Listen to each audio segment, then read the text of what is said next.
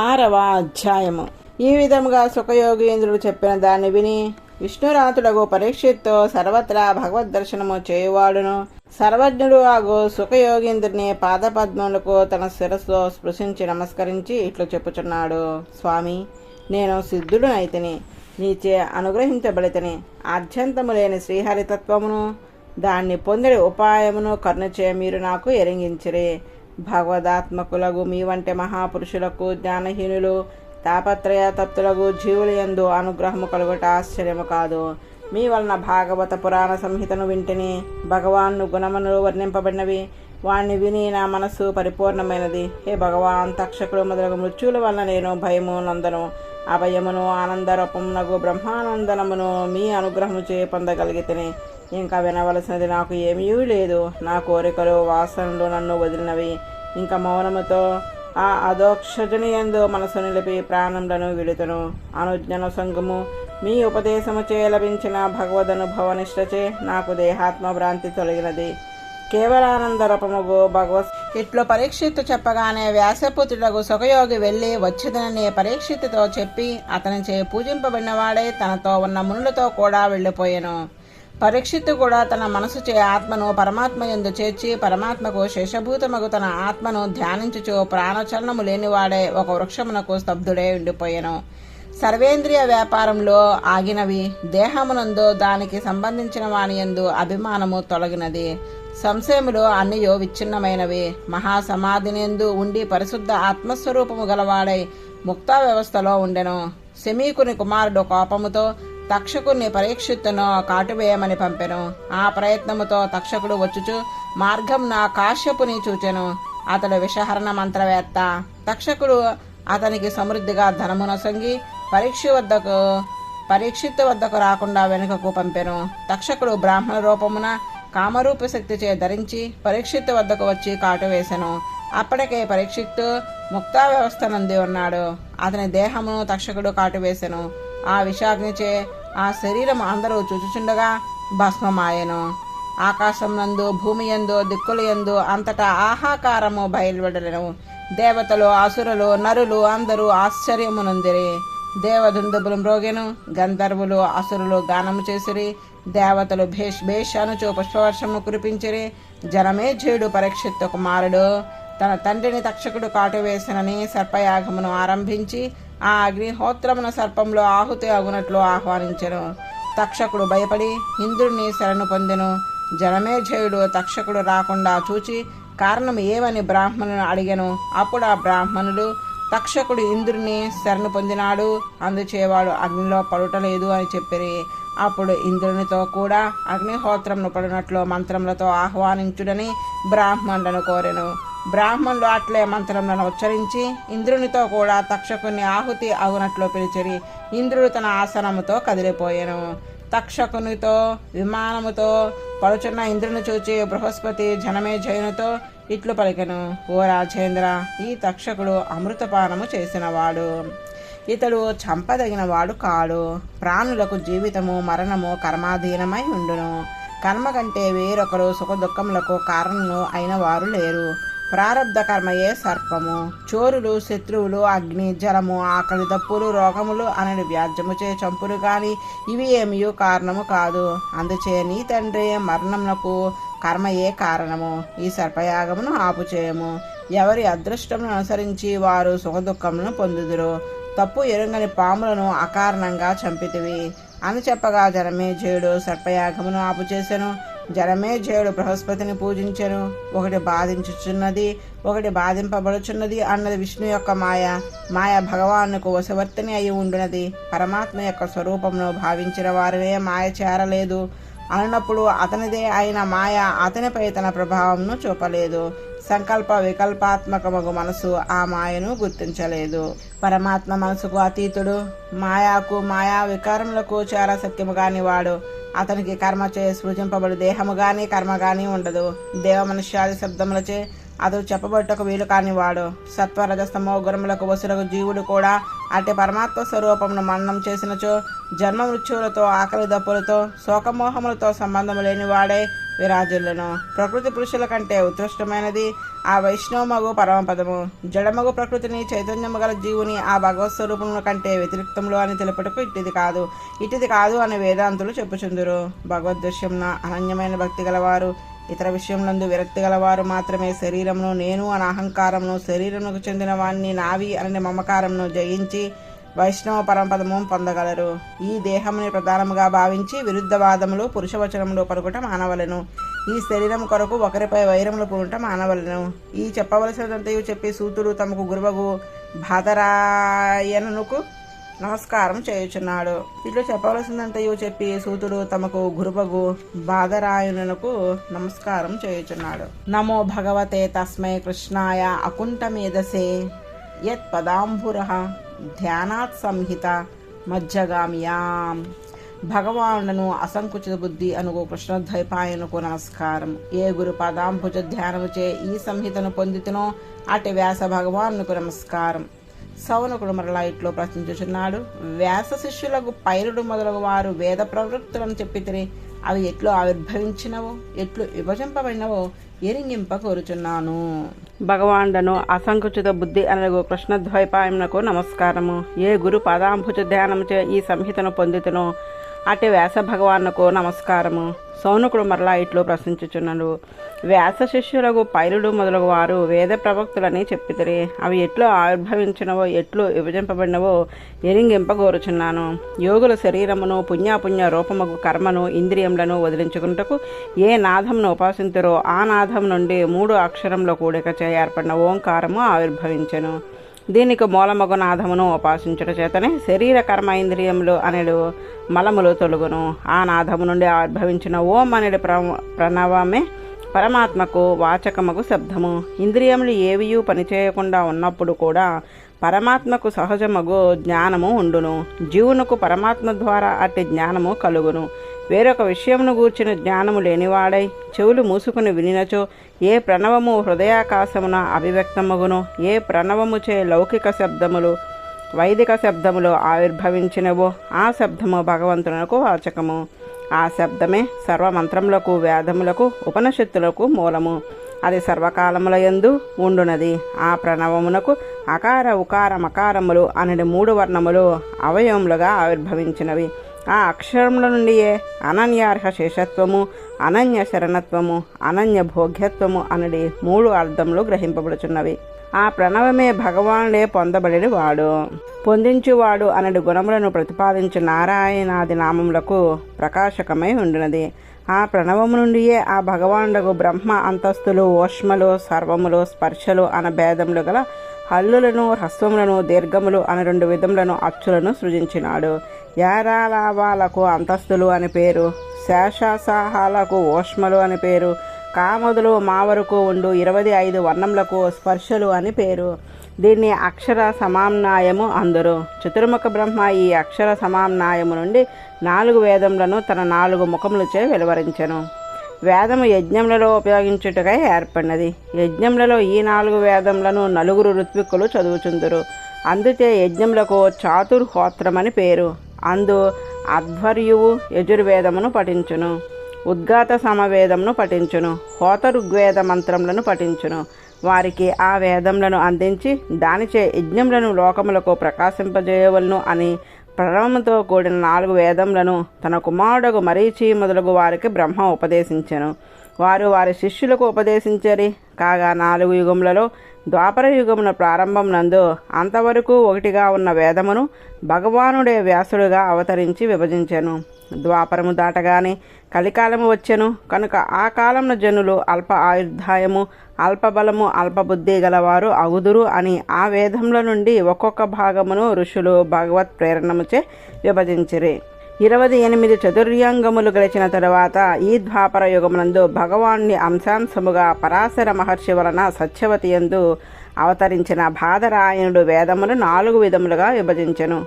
ఋగ్వేదము, యజుర్వేదము, సామవేదము, అధర్వణ వేదమని 4 భాగములుగా విభజించి 4 సంహితలను ఏర్పరచెను. అట్లా విభజించిన నాడు కనుక అతనికి వ్యాసుడు అని పేరు.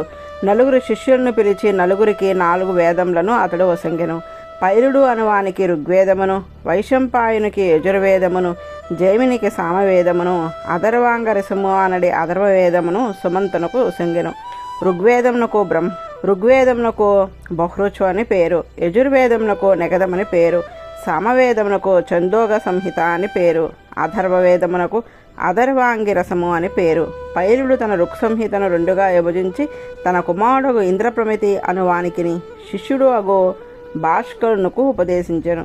భాష్కల్యుడు తాను అభ్యసించిన సంహితను 4 ఇదములుగా విభజించి భోజ్యుడు, యాజ్ఞవల్కుడు, పరాశరుడు, అగ్నిమిత్రుడు అని 4 ఉపదేశించెను. ఇంద్రప్రమితి తాను అభ్యసించిన సంహితను తన కుమారుడు కవి అనువానికిని మండూకియుడు అనే శిష్యునికి ఉపదేశించెను. మండూకేయుని శిష్యుడు దేవమిత్రునికి ఉపదేశించెను. అతడు సౌభరి మొదలగు వారికి ఉపదేశించెను. మండూకేయుని కుమారుడు శాకల్యుడు.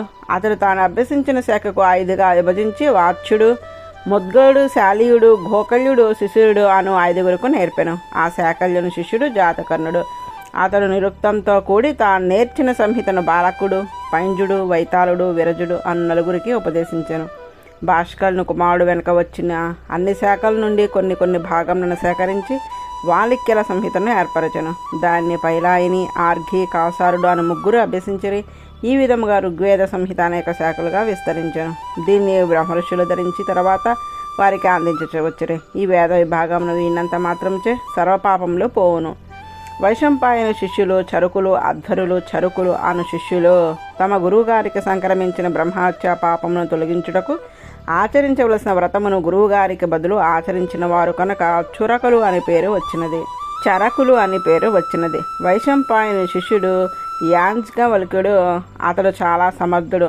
అతడు ఈ బ్రహ్మహత్య దోషమును పోగొట్టుటకు అల్పసారులకు ఈ శిష్యులు వ్రతం ఆరించుట ఏమి, ఎంత కఠినమైన వ్రతమైనను నేను ఆచరించి మీ పాపమును పోగొట్టగలను అని మిగిలిన వారిని అవమానించుచు మాట్లాడాను. గురువుగు వైశంపాయనకు కోపం వచ్చినది. వేదవేత్తలను అవమానించు నీ వంటి వాడు నాకు శిష్యుడుగా ఉండదగడు. నా నుండి నేర్చిన విద్యను నా కొసంగి వెళ్ళిపోమని శాసించెను. దేవరాతుని కుమారుడు యాజ్ఞవల్కుడు గురువుగారి ఆజ్ఞను అనుసరించి తాను హృదయంలో ధరించిన వేదమును కక్కివేశాను. మునులు ఎంతో కష్టపడిన గాని లభించిన వేదము నేలపాలు అయినదని వమనము చేసుకొనిన దాన్ని స్వీకరించుట తగదని పక్షి రూపమును స్వీకరించవచ్చునని తిత్తిరములు అను పక్షులుగా మారి ఆ యజుర్వేదమును స్వీకరించరి. ఆనాటి నుండి ఆ వేదశాలకు తైత్తిరీయ శాఖ అని పేరు. యజుశాఖలలో ప్రసిద్ధమగు నేడు ప్రచారముగా ఉన్న శాఖ అదియే. అప్పుడా యాజ్ఞవల్కుడు తాను పొందిన విద్యను విడిచి ఎట్లయినను మరలా వేదమును పొందవలను అని సూర్యభగవాను రూపమున దర్శనము సొంగుచున్న శ్రీమన్నారాయణుని స్తోత్రము చేయనారంభించెను. స్తోత్రము. ఓం నమో భగవతే ఆదిత్యాయ అని ప్రారంభించి స్తోత్రం చేసెను. సమస్త జగతులకు ఆత్మస్వరూపుడును, కాలస్వరూపుడును, దేవ, మనుష్య, పశు, వృక్షాది భేదముచే 4 విధములైన బ్రహ్మ మొదలు తృణము వరకు సకల ప్రాణులు హృదయాంతరముల వెలుపల వ్యాపించి ఉండి వానిలోని దోషములు అంటక బాహ్యంగా క్షణము, లవము, నిమేషము మొదలు సంవత్సరము వరకు కాలమును ఏర్పరిచిరి. జలమును స్వీకరించి మరలా వదిలి లోకయాత్రను నిర్వహించు భగవానుడు ఆదిత్యునికి నమస్కారము. ఇంతవరకు చెప్పినది గాయత్రి మంత్రంలోని మొదటి పాదం నందు సవితృ శబ్దం యొక్క అర్థము, 2వ పాదం నందలి భర్గా శబ్దం యొక్క అర్థమును వర్ణించుచు స్తుతించుచున్నాడు. హే భగవాన్, ఓ దేవ, ఓ సవిత, ఓ తపస, నీ మండలంను ప్రతిదినము 3 సంధ్యలయందును వేదంలో చెప్పిన మార్గంన స్తుతించు జనులకు సకల పాపములను, సకల దుఃఖములను, దుఃఖ కారణములను మాడిపోవునట్లు చేయు భర్గము అనగా తేజస్సు నీ నుండి ప్రసరించుచున్నది. అట్టి నిన్ను ధ్యానం చేతును. ఇక 3వ పాదం నందలి దిప్రోచోదనము అనగా బుద్ధులను ప్రేరణ చేయబడిన స్తోత్రం చేయుచున్నాడు. హే భగవాన్, నీవే స్వయముగా సకల ఆత్మలలో అంతర్యామివి అయి ఉండి స్థావర జంగమ రూపములకు శరీరమందు ఉన్న మనసును, ఇంద్రియములను, ప్రాణములను, జీవులను కూడా ధరించి నియమించి ప్రేరణ చేయుచున్న వాటి నీకు నమస్కారము. మోక్షంను సుంగువాడా కూడా ఆ సూర్యమండలి అంతర్వర్తి అగు నారాయణుడే అని స్తోత్రం చేయుచున్నాడు. భగవాన్ అతి భయంకరమగు ముఖములు గల అంధకారమని పేరు గల కొండ చిలువలచే మృంగబడి తెలివి తప్పి చనిపోయినట్లు జడముగా ఉన్న ఈ లోకమును చూచి పరమ కారుణికుడైన నీవు నీ కరుణచే నీ సంకల్పం నుండి చూపుచే లేపి ప్రతిదినము 3 సంచులయందు వారి వారికి శ్రేయస్సును వసంగి వారి ఆచరించవలసిన ధర్మముగు భగవదారాధన రూపముగు స్వధర్మములందు ప్రవర్తింపజేయుచున్నావు. ప్రభు నీవే దేవతలకు అధిపతివి. ఈ భూమండలమునకు శాసకుడివై దుష్టులకు భయమును కలిగించుచు అంతరిక్షంన సంచరించుచున్నావు. దిక్పాలకులందరూ తామర మొగ్గల వలె తమ దోషులను ఎత్తి నీకు ఆరాధన చేయుచున్నారు. అటు నిన్ను 3 లోకములకు గురువులకు బ్రహ్మాదులచే కూడా నమస్కరింపబడు పాదపద్మములు గలవాన్ని సారము తొలగని పరిశుద్ధమైన యజుర్వేదమును పొంద కోరికలతో సేవించుచున్నాను, అనుసరించుచున్నాను, ఉపదేశింపము. ఇట్లు సూర్యభగవానుడు తను ప్రార్థించిన యాంకవల్కునిపై దయకలిగి గుర్రము రూపమును దాల్చి ఇంతకుముందు ఎవ్వరను ఎరుంగని నిత్య నూతనములగు యజస్సులను అతనికి అనుగ్రహించెను.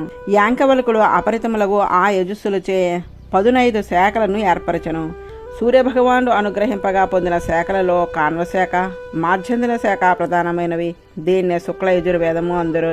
వెనుక యాంకవల్కుడు వమనము చేయగా తిత్తిర పక్షులచే గ్రహింపబడి ప్రచారమునకు వచ్చిన యజుర్వేదమును కృష్ణ యజుర్వేదము అందరూ. సామవేదమును పొందిన జైమినీకిని సుమంతుడు అను కుమారుడు గలడు. అతని కుమారుడు సుతనువంతుడు. వారిద్దరికి జైమిని 2 శాఖలుగా విభజించి సామవేదమును వసంగెను. అతడు శిష్యుడగు సుశర్మ సామవేదమునకు మహావృక్షమును 1000 శాఖలుగా విభజించి తన శిష్యులకు వసంగెను. హిరణ్యనాభుడు పౌష్పింజుడు అను 2 సుకర్మ శిష్యులు. 7వ అధ్యాయము. అధర్వణ వేదమును ఎరింగిన సుమంతువు తన శిష్యుడగు కబంధునకు తన అధర్వణ వేదమును నేర్పెను. ఆ కబంధువు దాన్ని 2గా విభజించి పచ్చునకు వేదదర్శునకు ఉపదేశించెను. వేదదర్శుడు తన శిష్యులకు సౌకాయని, బ్రహ్మపిలి, మౌద్భురుడు, పిప్పలాయని అని 4 ఉపదేశించెను. పచ్చునకు కుముదుడు, సునకుడు, జాజలి అని 3 శిష్యులు ఉండిరి. సునకుడు తా నేర్పిన సంహితను 2గా విభజించి బభ్రునకు, సైంధవాయనకు ఉపదేశించెను. బభ్రు శిష్యుడు అంగిరసుడు. ఈ సైంధవాయనకు బభ్రునకు 2 సంహితలను సునకుడు అధ్యయనం చేయించెను. సైంధవాయనకు బభ్రునకు సావర్ణి నక్షత్రకల్పుడు, శాంతికల్పుడు, కశ్యప గోత్రోద్భవుడు, అంగీరసుడు మునగవారు శిష్యులు. వీరందరూ అధర్వవేద శాఖలను విభజించుటచే అధర్వణాచారులుగా పేర్కొనబడిరి. వేద ప్రవర్తకులుగాక పురాణములను ప్రవర్తింపజేసిన వారిని వివరించుచున్నారు. రోమహర్షుని నుండి త్రయారుని, కశ్యపుడు, సౌవర్ణి, ఆకృతవర్ణుడు, వైశంపాయనుడు, హరీతుడు అను 6 పురాణ సంహితలను అధ్యయనం చేసిరి. సూతుడు, సావర్ణి, ఆకృతవర్ణుడు వ్యాసుల వారి పుత్రులుగా శ్రీశుకుల నుండి 4 మూల సంహితలను అధ్యయనం చేసిరి. వేదశాస్త్రానుసారంగా మహర్షులు పురాణ లక్షణమును ఇట్లు నిర్ణయించిరి. సృష్టి, ప్రళయము, స్థితి, పోషణము, మన్వంతరములు వంశములు. ఆ వంశంలోని రాజుల చరిత్రములు, మోక్షము, శుభాశ్రయము దేనిలో వర్ణించబడునో దాన్నే పురాణమందురు. పురాణమునకు 10 లక్షణములని కొందరు, 5 లక్షణములని కొందరు చెప్పుచుందురు. సర్గము మూల ప్రకృతి అవ్యాకృతము అనబడును. అందు సత్వరజస్తమ గుణములు 3ను హెచ్చు తగ్గులు లేక సమస్థితిలో ఉండును. కాలవశముచే ఆ గుణములకు చలనము ఏర్పడును. అప్పుడు మహతత్వం ఏర్పడును. దాని నుండి అహంకారం ఏర్పడును. సాత్విక రాజస తామస భేదముచే అహంకారము 3 విధములుగా ఏర్పడును. దాని నుండి భూత సూక్ష్మములు, ఇంద్రియములు అన్నిటి కలియకచే సకల పదార్థములు ఏర్పడును. దీన్నే సర్గము అందురు. విసర్గము అనగా పరమపురుషుడు ఈ మహదాది తత్వములకు సృష్టి సామర్థ్యము కలిగింపగా ఆ సమూహము ఈ జగత్ సృష్టిని సాగించును. ఆ సంఘాతంచే ఏర్పడినదే చరచరాత్మకమగు జగత్తు. ఇట్లు కారణమైన అవ్యాకృతము నుండి జీవుల యొక్క కర్మవాసనలచే చరాచరాత్మకమగు జగత్తు ఏర్పడుటను విసర్గము అందురు. వృత్తి జంగమములకు, సకల భూతములకు, స్థావరములకు పదార్థములు జీవనోపాయముగా ఉండినట్లు సర్వేశ్వరుడు కల్పించెను. ఆ ఏర్పాటు సర్వేశ్వరుడే చేసి శాస్త్రములలో జీవనోపాయం ఎవరికి ఏదో భగవానుడే నిర్దేశించెను. శాస్త్రములకు విరుద్ధం కాకుండా రాగప్రాప్తమగు జీవనోపాయమునకు వృత్తి అని పేరు. రక్ష అనగా ప్రతి యుగమునందు తిరియక్కులయందు మనుషులయందును భగవానుడు అవతరించి తన చేష్టితములచే జగత్తును రక్షించుచుండును. భగవంతుని అవతారములకును వాని లీలలకును రక్ష అని పేరు. వైదిక ధర్మ విరోధులకు అంతమొందించి వేదధర్మ ప్రతిష్టాపనమును భగవానుడు తన అవతారములచే చేయించుచుండెను. దీన్నే రక్షణము అందరు. మన్వంతరము ఒక మనువు పరిపాలనా కాలమును మన్వంతరము అందరు. అందు 6 ప్రధానముగా ఉండును. ప్రతి మన్వంతరమున మనువు, మనుపుత్రులు, దేవతలు, ఇంద్రుడు, ఋషులు, భగవదంశచే ఆవిర్భవించిన అవతారము అను 6ను ప్రత్యేకంగా ఉండును. వంశము మనువు యొక్క సంతతి 3 కాలముల యందు ఎట్లు సాగినదో చెప్పుట వంశము. వంశానుచరితము అనగా వంశంలో ప్రధానులకు రాజుల చరిత్రమును వర్ణించుట వంశానుచరితము. సమస్త అనగా ప్రళయము. ఇది 4 విధములు: నైమితికము, నిత్యము, ప్రాకృతము, ఆత్యంతికము. ఈ 4 విధములకు లయమును సంస్థ అందరు. హేతువు అనగా అవిద్య. కర్మకారణముగా అజ్ఞానము కలిగి పుణ్యపుణ్య రూపంలో కర్మలను చేసి ఆ కర్మకారణముగా సృష్టి సాగుటకు జీవుడు కారణమగును. కనుక జీవుడే సృష్టి, స్థితి, లయములకు హేతువు. అందుచేత జీవుడి హేతువు. ఆ జీవుడు తాను చేసిన కర్మలో కొంత కర్మ యొక్క ఫలమును అనుభవించి మిగిలిన కర్మతో జన్మించుచుండును. ఫలము అనుభవింపగా మిగిలిన కర్మకు అనుసయము అని పేరు. ఈ అనుసయముతో కూడిన జీవుడు సృష్టికి హేతువు అని కొందరందురు. సృష్టికి ముందు దేవమనుష్యాది భేదములు లేక వాసనలతో కూడి జీవుడు ఉండును. అటే జీవుడే ఈ సృష్టి మొదలగు వానికి హేతువని కొందరు అందురు. అపాశ్రయము సర్వమునకు ఆధారముకు దాన్ని అపాశ్రయము అందురు. జీవులు జీవనోపాయంను నిర్వహించువాడు సర్వేశ్వరుడే. ప్రకృతి వికారములకు శరీరం నందు జాగ్రత్తావస్థలో, స్వప్నావస్థలో, సుషప్త వ్యవస్థలో జీవునకు జీవనోపాయంను కల్పించుటలో భగవానుడు విడువక అంటియుండును. జీవుని విడిచి ఉంటడు. భగవానుడు లేనిదే జీవుని స్థితి ప్రవృత్తి సాగదు. అన్ని అవస్థలలోని జీవునితో ఉన్నను తాను ఆ జీవుడు పొందుచున్న అవస్థలతో సంబంధము లేనివాడై ఉండును. నామరూపములు గల సకల పదార్థములలో జీవ వ్యవస్థ మొదలు మరణ వ్యవస్థ వరకు సర్వావస్థల యందు సకల పదార్థముల యందు వాని మూలద్రవ్యము ఎట్లు అనువర్తించి ఉండునో, సూక్ష్మభూతములు సకల భూతముల యందు ఎట్లు వ్యాపించి ఉండునో, అట్లే భగవానుడు జన్మాది అవస్థలలో ఉన్ననాడు లేనినాడు కూడా జీవుని వేడక ఆధారమై ఉండును. అతడే అపాశ్రయము. చిత్తము జాగ్రత్త స్వప్న సుషప్త వ్యవస్థలను వదిలి యోగాభ్యాసంచే విషయముల నుండి వెనుకకు మరలి ఉన్ననాడు ఆత్మను జీవుడు ఎరుంగగలడు. అప్పుడు ఈ సంసారూపముగు ప్రవృత్తి నివర్తించి ప్రాకృత దేహ సంబంధమును వీడును. ఈ విధముగా సూతుడు పురాణ లక్షణములను వాణ్ణి ప్రవర్తింపజేసిన వాణ్ణి ఎరుంగజేసెను. పురాణములు 18, అందుకొని గొప్పవి కొన్ని చిన్నవి అని మునులు భావించుచుందురు. బ్రహ్మపురాణము, పద్మపురాణము, విష్ణు పురాణము, శివపురాణము, లింగ పురాణము, గరుడ పురాణము, నారద పురాణము, భాగవతము, అగ్ని పురాణము, స్కంద పురాణము, భవిష్య పురాణము, బ్రహ్మ వైవర్త పురాణము, మార్కండేయ పురాణము, వామన పురాణము, వరాహ పురాణము, మత్స్య పురాణము, కూర్మ పురాణము, బ్రహ్మాండ పురాణము. ఈ విధముగా వేదములు, వేదశాఖలు, పురాణ భేదములు, లక్షణములు వివరింపబడినవి. వీని వినిన వారికి సంసార భయము, మృత్యు భయము తొలుగును. అఖండ విజయము ప్రాప్తించును. భగవత్ అనుగ్రహము లభించును.